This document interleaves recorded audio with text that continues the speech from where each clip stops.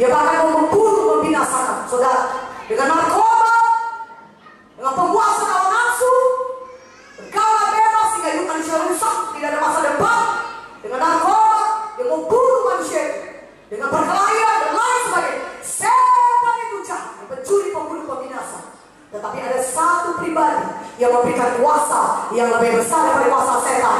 Kuasa Tuhan Yesus. Katakan amin. Ada yang lebih besar daripada kuasa setan. Katakan amin. 1 Yohanes 3:8 berkata, untuk itulah Yesus datang ke dunia ini, supaya dia bisa mati kayu salib, bangkit kembali pada hari ketiga. Dia mengalahkan maut dengan kebangkitannya, supaya dia bisa membinasakan pekerjaan-pekerjaan setan.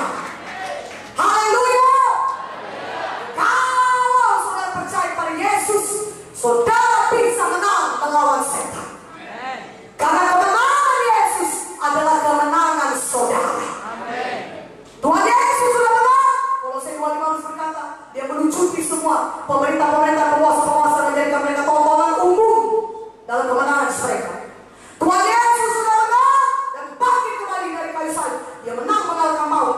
Saudara, untuk apakah dia menang? Untuk apakah Tuhan menang? Bukan untuk dirinya, tapi supaya saudara dan saya selama hidup di dunia ini bisa hidup berkemenangan atas setan, bisa hidup berkemenangan atas penyakit, menang atas dosa. Katakan amin. Bisa mengalahkan setan, bisa mengalahkan dosa, bisa mengalahkan penyakit. Kenapa? Karena Tuhan Yesus sudah menang. Katakan amin. Yesus memiliki kuasa yang tidak terbatas. Dia dapat mengalahkan semua setan. Dan dia sudah bangkit dari maut. Dan kuasa itu diberikan kepada saudara.